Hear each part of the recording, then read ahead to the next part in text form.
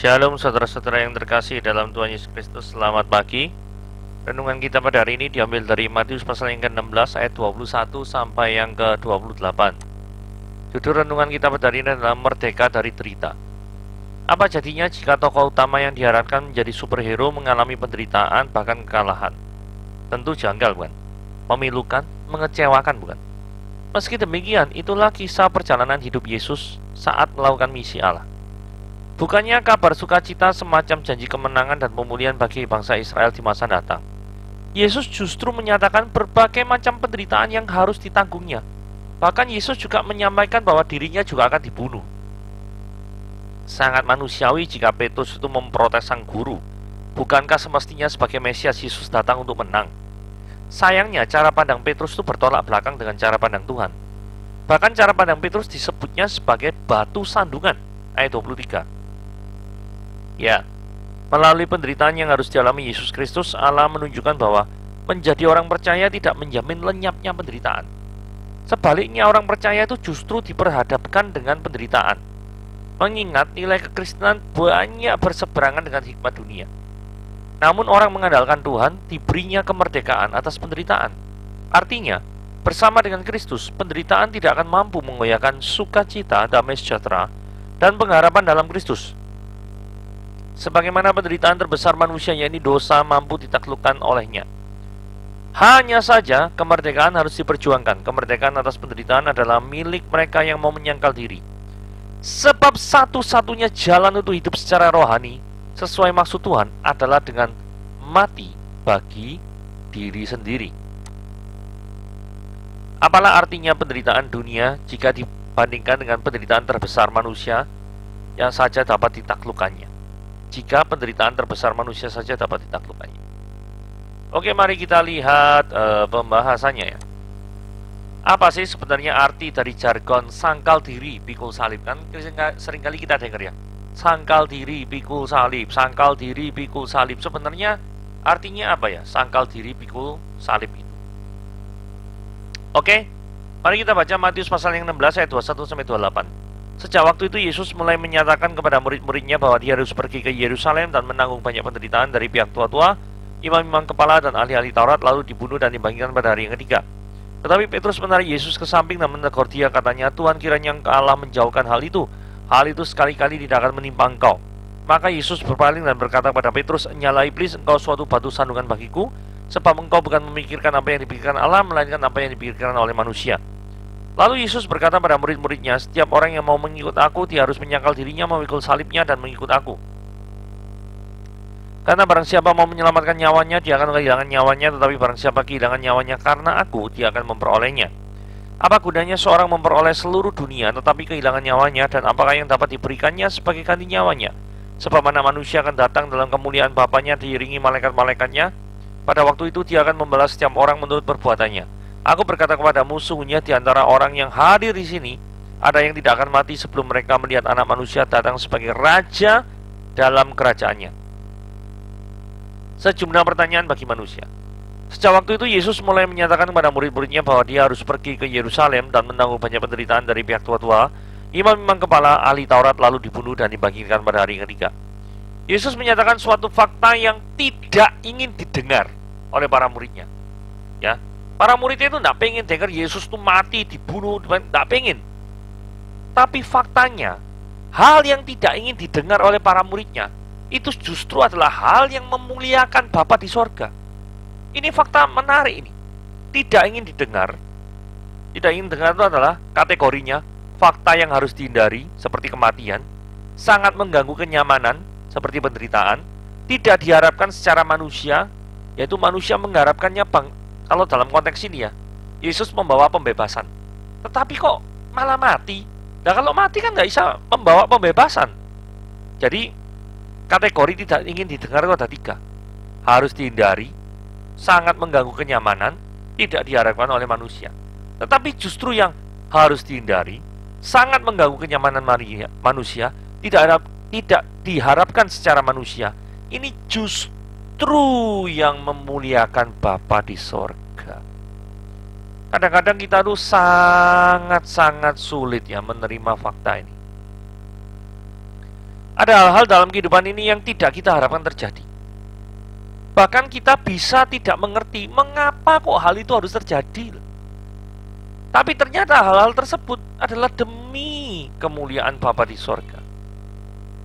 Contoh misalkan ya, ada berita gempa bumi dahsyat yang menyapu nyawa banyak manusia.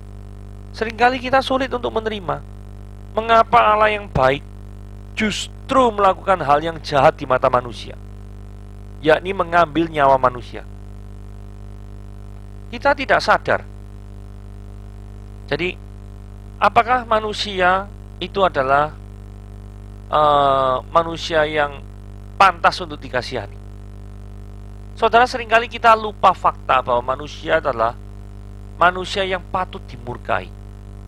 Sehingga ketika ada bencana alam sebagai sarana hukuman Allah untuk menghukum manusia, itu adalah suatu hal yang sangat pantas. Justru ketika Allah memberikan kita karunia untuk hidup yang baik, bebas dari segala mara bahaya, itu justru adalah karunia yang kita dapatkan sehari-hari. Pernahkah kita bersyukur atas hal itu? Kalau misalkan Allah itu tidak pandang bulu dan tidak memiliki sikap kasih, maka hal yang terjadi adalah Dia akan membinasakan daripada semua umat manusia karena keberdosaannya. Tetapi apa yang Dia lakukan? Apakah Dia melakukan hal tersebut? Tidak. Ya toh? Jadi kalau misalkan ada berita gempa bumi yang dahsyat menyapu nyawa manusia, menyedihkan, iya. Memilukan, iya. Mengandung kesedihan yang mendalam, yes. Tetapi ingatlah, Allah berkuasa mengambil nyawa manusia. Bukan Dia jahat. Dia berkuasa memberikan, Dia juga berkuasa untuk mengambil.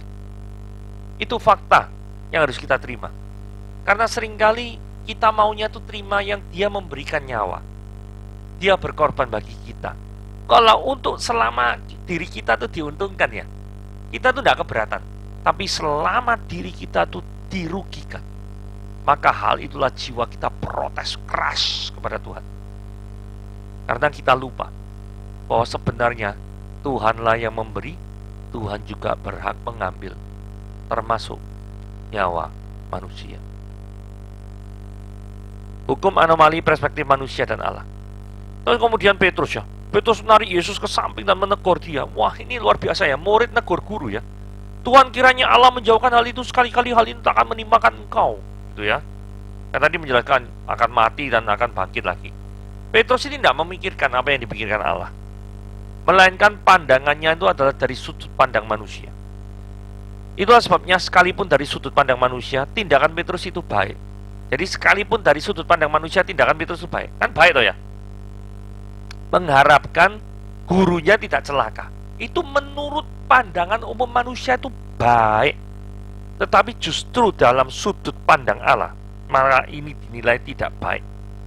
Bukan cuma tidak baik, maka bahkan Tuhan Yesus menilai pikiran Petrus itu disamakan dengan pemikiran iblis. Loh, orang ini justru sayang loh sama tuannya. Kok malah dituduh memiliki pemikiran seperti pemikiran iblis? Apa gak sakit hati? Ya toh? Maka Yesus berpaling dan berkata kepada Petrus, "Enyahlah iblis." Loh, ini ngomong sama Petrus loh ya. Tapi Petrus dipanggil, "Enyahlah iblis." Waduh. Jadi Petrus ya kaget setengah mati tuh ya. "Engkau suatu batu sandungan bagiku, sebab engkau bukan memikirkan apa yang dipikirkan Allah, melainkan apa yang dipikirkan manusia." Saudara, dalam satu titik kita harus mengakui bahwa pikiran-pikiran kita adalah terbatas. Karena seringkali menurut pemikiran manusia secara umum, hal ini baik. Untuk kita ini semuanya baik. Tapi bisa jadi hal yang baik menurut manusia itu adalah hal yang jahat di mata Tuhan. Kita kadang tidak mengerti karena pemikiran kita yang terbatas. Petrus juga dibatasi oleh pemikirannya. Petrus tidak memikirkan sama sekali kalau Yesus itu adalah sang penebus dosa seluruh umat manusia dan dia harus menanggung murka Allah. Pemikiran Petrus tidak sampai di sana. Sehingga itulah sebabnya Petrus mengatakan, "Sekali-kali hal itu tidak menimpa engkau." Dari sini kita bisa tarik kesimpulan. Apa yang dipandang baik menurut pandangan manusia yaitu Petrus tidak ingin Yesus mati, itu bisa kebalikan 180 derajat di mata Allah. Karena bagi Allah, Yesus mati di kayu salib itu justru melakukan kehendak. Sebagai murid, pasti sewajarnya mengatakan, jangan mati, guruku tidak boleh mati di kayu salib. Tetapi di hadapan mata Tuhan, mati di kayu salib itu adalah justru memuliakan Dia. Saudara, ini adalah suatu fakta yang harus kita hadapi. Ada suatu hukum anomali, keanehan antara perspektif manusia dan perspektif Tuhan. Arti sangkal diri. Lalu Yesus berkata pada murid-muridnya, setiap orang yang mau mengikut aku, pengikut Kristus ya, apa sih yang harus dilakukan oleh pengikut Kristus sih? Yang harus dilakukan itu satu, harus sangkal diri, pikul salib, ikut aku. Nah, saya bahas sangkal diri. Apa pengertian sangkal diri? Sangkal diri itu berkata tidak terhadap kemauan sendiri dan berkata iya terhadap kehendak Allah. Sudah, sederhananya gitu. Jadi sangkal diri adalah berkata tidak terhadap keinginan diri sendiri dan berkata iya kepada kehendak Tuhan. Ini adalah ciri khas pengikut Kristus yang sejati, yaitu mau mematikan keinginan daging dan lebih menuruti keinginan roh. Ini penting.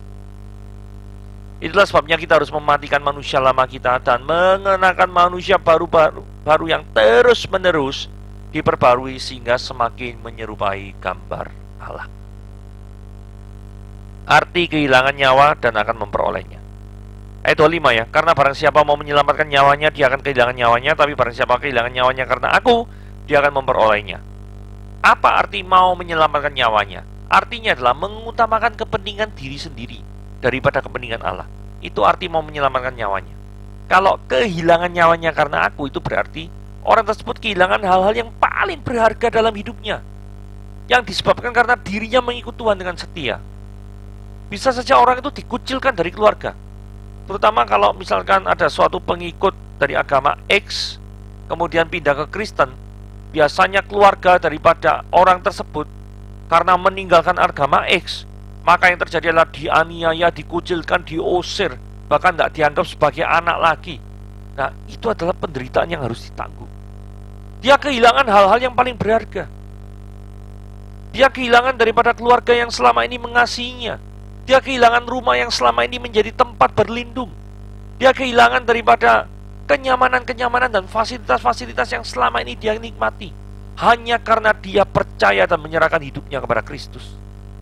Itu sebabnya ada orang-orang yang kehilangan yang paling berharga dalam hidupnya, yang disebabkan karena dirinya mengikut Tuhan dengan setia. Lalu, apa yang didapat atau keuntungan dari orang-orang yang mengikut Yesus? Jawabannya sederhana, hidup kekal. Bahwa frase dia akan memperolehnya ini merujuk pada hidup kekal. Memperoleh apa? Memperoleh hidup kekal. Ayat 26 mengingatkan kita semua bahwa sekalipun harta di dunia ini ya, karena gini ya, kenapa kok hidup kekal itu lebih utama daripada harta di dunia ini? Karena gini ya, ayat 26 ya, apa gunanya seorang memperoleh seluruh dunia tapi kehilangan nyawanya? Anda boleh menjadi orang kaya nomor 1 sedunia, atau orang yang paling berpengaruh sedunia, atau jadi orang paling ganteng, orang paling cantik sedunia. Tetapi kalau Anda tidak memiliki Kristus, maka Anda tidak memperoleh apapun faedahnya. Segala apa yang Anda miliki itu akan sia-sia, terbakar habis oleh api neraka. Jika kita tidak memiliki kehidupan yang sejati, yaitu Yesus Kristus, apalah arti daripada kepemilikan itu, kebanggaan itu, prestasi itu? Semuanya tidak ada berarti di mata Tuhan. Karena hakim yang terakhir itu bukan penilaian orang-orang di sekitarmu. Bukan. Hakim yang terakhir yang harus Anda puaskan itu adalah Allah sendiri. Bukan orang-orang yang di sekitar Anda yang memuja Anda, itu bukan orang-orang seperti itu. Ayat 27. Sebab anak manusia akan datang dalam kemuliaan diiringi malaikat-malaikatnya. Ini jelas menunjukkan bahwa kedatangan Yesus yang kedua kalinya. Akan ada waktunya bahwa Yesus Kristus akan datang sebagai apa, saudara-saudara? Sebagai hakim, dan menjalankan peran penghakiman kepada orang-orang yang berdosa dan yang menolak Kristus. Ini menonjolkan sifat daripada keadilan Allah. Keadilan itu apa? Manusia akan mendapatkan yang sesuai dengan haknya, yaitu penghukuman bagi orang yang berdosa. Nah, ayat 28 ini menarik. Apakah ayat 28 merujuk pada akhir zaman?